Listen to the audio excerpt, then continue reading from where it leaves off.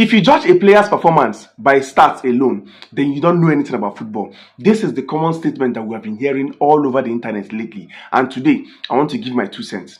Now, you can quote me anywhere categorically that stats is the only thing we use to judge a player's performance. Wait, calm down. Before you start to rant, calm down. Listen to me. Let me explain. Now, you are the one who has got it all wrong. For you to believe that whenever we say stats, it automatically means goal and assist. There is more to stats than goal and assist, because when you go to your score apps, all those sofa score, flash score, live score, go to the stats area. Apart from goal and assist, you are going to see a host of other things. You're going to see shots on target, shots off target, goalkeeper save, passes, long passes, chances created, expected goals, dribbles, corners. These are all stats. So I put it to you again that stats is the only thing we use to judge a player's performance. And then a lot of mistakes that we all are making is to think that we are going to use the same stats to judge players of 2 different positions. Because every player has his own positions, and with those positions comes the job descriptions, your role you play on the pitch. So you cannot use the same stat used to judge Van Dijk and use it to judge Casemiro, and use the same stat used to judge Pedro and use it to judge Mbappe or Lewandowski or Lamine Yamal. No.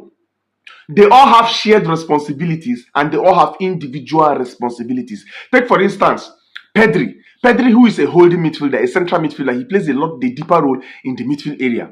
Now, his primary responsibility is what? Controlling the tempo, the pace of Barcelona movement.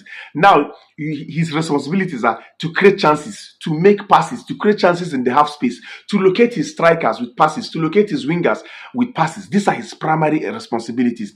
If the goals and assists come, is a plus. But his primary responsibilities is to make sure he links up his defense with his strikers. If they score, he gets an assist, fine. If he scores, is a plus. But he also, as a holding midfielder, there is a shared responsibility of ball recovery, interception, grounds, and aerial duels. These are the stats we judge Pedri by. So when you talk about Pedri controlling the game, these are the things you look at. You see the number of recoveries he made, the number of interceptions, the number of big chances he created, the number of chances, his pass completion rate. These are his stats.